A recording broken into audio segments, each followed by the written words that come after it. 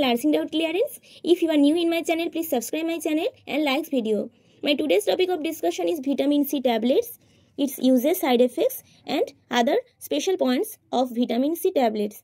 So let's start the video. Vitamin C is a antioxidant tablet. Group of the vitamin C is antioxidant tablet. Antioxidant tablet আমরা তখনই বলি যখন আমাদের ascorbic এটার actual হচ্ছে vitamin C এর নাম অ্যাসকর্বিক অ্যাসিড। তো এটা হচ্ছে মেডিকেশন কি অ্যান্টিঅক্সিডেন্ট গ্রুপের ড্রাগ, যেটা তোমাদেরকে প্রথমে বললাম।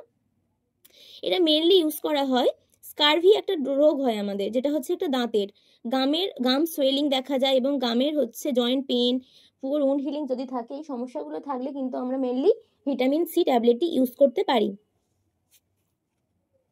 তো ডোজ দেখো, এখানে তোমরা দেখতে পাচ্ছ যে ভিটামিন সি ট্যাবলেটের একটা ট্যাবলেটের হচ্ছে ডোজ হচ্ছে 500 mg। তো এই ট্যাবলেটটি আমরা দিনে দুবার কিন্তু পেশেন্টকে প্রোভাইড করতে পারি।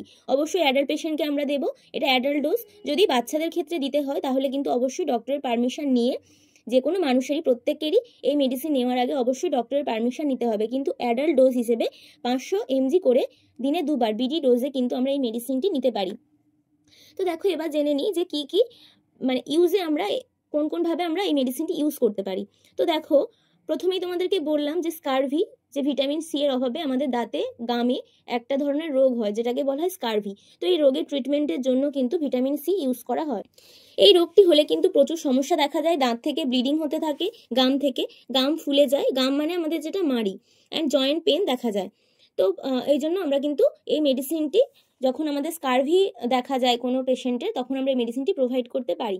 তাছাড়া সাপ্লিমেন্টেশন হিসেবেও এই মেডিসিন ইউজ করা হয় যখন দেখা যাচ্ছে যে আমাদের ভিটামিন সি ঠিকঠাক করে অ্যাবজর্পশন হচ্ছে না বা প্রচুর পরিমাণে উইক হয়ে পড়ছে, ইমিউন সিস্টেমের ডেফিসিয়েন্সি হচ্ছে। কোভিডের পিরিয়ডে কিন্তু আমরা প্রচুর মানুষকে ভিটামিন সি ইনটেক ডায়েট নিতে বলেছি। তো যাদের ক্ষেত্রে মানে শুধু ডায়েটের মধ্যে দিয়ে পসিবল নয় যে ইমিউন বুস্ট করা, তাদের ক্ষেত্রে কিন্তু ভিটামিন সি প্রোভাইড করা হয়েছিল।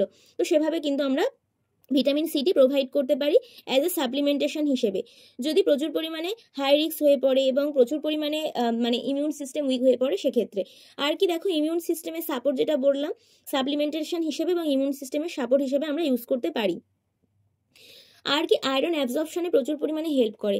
ভিটামিন সি কিন্তু আয়রন অ্যাবজর্পশনে হেল্প করে, সেজন্য যখনই আমরা আয়রন রিচ কোনো ফুড খাই তখন আমাদের কিন্তু ভিটামিন সি সমৃদ্ধ খাবার খেতে বলা হয় থ্রু ডায়েট। তো যখন আমরা প্রেগনেন্ট ওমেনদেরকে অ্যাডভাইস দিই, আমাদেরকে সবসময় তাদেরকে বলা হয় যে ভিটামিন সি কন্টেনিং যে ফুড, যেমন তোমার পাতিলেবু, তারপরে আমলকি, এই ধরনের খাবারগুলো, এই ধরনের ফলগুলো বা যাই হোক এই ফ্রুটসগুলো কিন্তু খেতে বলা হয়। তো সেই এখান থেকে কিন্তু আমরা আয়রনের অ্যাবজর্পশনটা অনেকটা হাই হয়।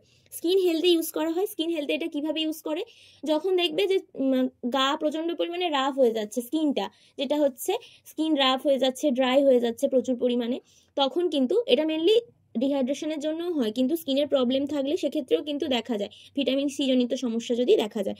তো স্কিন হেলথের জন্য কিন্তু আমরা এই মেডিসিন ইউজ করতে পারি। ভিটামিন সি কোলাজেন প্রোডাকশনে হেল্প করে, যেটা হচ্ছে কি হয়, এটা আমাদের কোলাজেন প্রোডাকশন মেনলি কি করে, আমাদের স্কিন হেলথ, কার্টিলেজ, বোন, টিথ, তো এই মানে ওভারঅল হেলথে কিন্তু আমাদের কিন্তু কোলাজেনটা হেল্প করে। তো সেই জন্য যদি আমরা ভিটামিন সিটা ঠিকঠাক করে ইউজ করতে পারি তাহলে কিন্তু আমাদের কোলাজেন প্রোডাকশনটাও ঠিকঠাক হবে।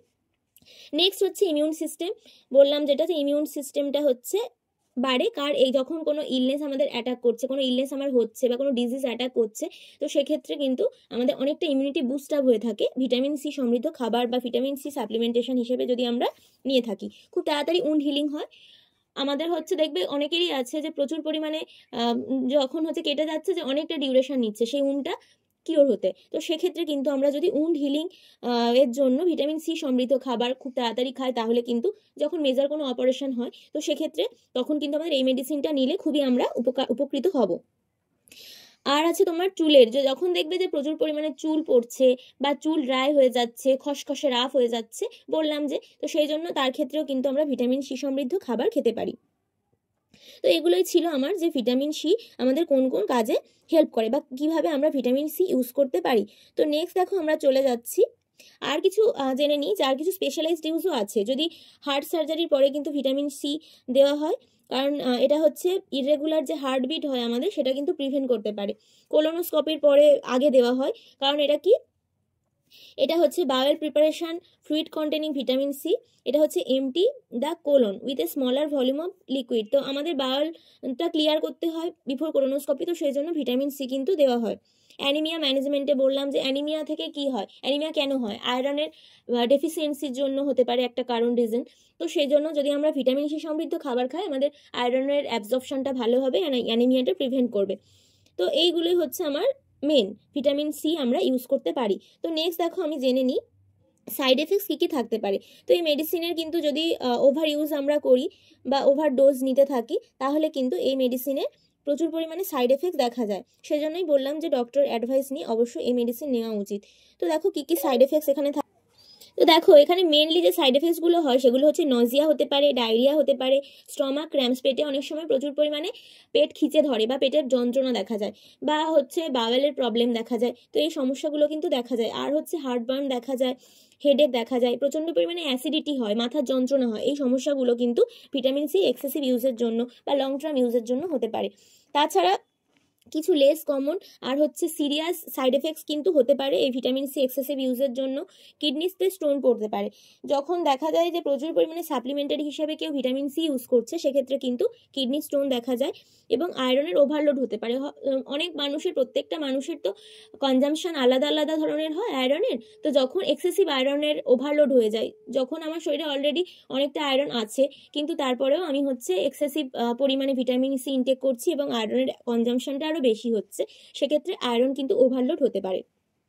তো কন্ট্রাইন্ডিকেশন এটা হচ্ছে সবসময় আমরা চাইল্ডের থেকে দূরে রাখবো যে কোনো মেডিসিনের, এটা প্রিকশন। আর যদি কখনো হাইপার সেন্সিটিভিটি কোনো রিয়াকশন দেখা যায় তো সেক্ষেত্রে আমরা কিন্তু এই মেডিসিন প্রোভাইড করব না। আর এই মেডিসিন ভরা পেটে আমরা মানে অ্যাভয়েড করব, কারণ কি এই মেডিসিনের অ্যাবজর্পশনটা খুব ভালো হয় যদি আমরা খালি পেটে বা খাবার 2 থেকে 3 ঘন্টা পরে এই মেডিসিনটি ইনটেক করি। তো সেজন্য আমাদেরকে এই পয়েন্টসগুলো অবশ্যই মনে রাখতে হবে এবং কন্ট্রাইন্ডিকেশন হিসেবে যদি হাইপার সেন্সিটিভিটি বা চাইল্ড এদের ক্ষেত্রে কিন্তু আমরা এই মেডিসিনগুলো দূরে রাখবো। স্পেশাল পয়েন্ট আমাদের মনে রাখতে হবে। দেখো, তো এই মেডিসিন যখন আমি পেশেন্টকে দেবো তাকে অবশ্যই আমি এমটি স্টোমাকে খাওয়ার জন্য বলবো এবং এই মেডিসিন যদি ভরা পেটে পেশেন্ট খেতে চায় তো 2 থেকে 3 ঘন্টা পরে তাকে নেওয়ার জন্য বলবো। এই মেডিসিন খাওয়ার সঙ্গে সঙ্গে প্রচুর পরিমাণে জল খেতে বলবো এবং ইমিউনি বুস্ট করার জন্য কিন্তু তাকে প্রতিদিন রেগুলার এক্সারসাইজ এবং ডেইলি বেসিসে যে হেলথ অ্যাক্টিভিটিসগুলো করার কথা তাকে নিয়মিতভাবে বলতে হবে। আর এই মেডিসিন কখনোই আমরা খুব বেশি ডোজে পেশেন্টকে প্রোভাইড করবো না। এই মেডিসিনেরও কিন্তু প্রচুর পরিমাণে সাইড এফেক্টস আছে, তো সেগুলো আমাদের যদি দেখা যায় ইমিডিয়েটলি সেই মেডিসিনটি কিন্তু স্টপ করতে হবে। তো আজকে আমার ভিডিওটি ছিল ভিটামিন সি ট্যাবলেটটি আমরা কিভাবে ইউজ করতে পারি, এই মেডিসিনের গ্রুপ কি, এই মেডিসিনের কন্ট্রাইন্ডিকেশন, সাইড এফেক্টস কী কী। তো আজ আমার ভিডিওটি ছিল এই পর্যন্ত। পরবর্তী ভিডিও নিয়ে খুব তাড়াতাড়ি তোমাদের সঙ্গে আসছি। ততক্ষণ সবাই ভালো থেকো, সুস্থ থেকো।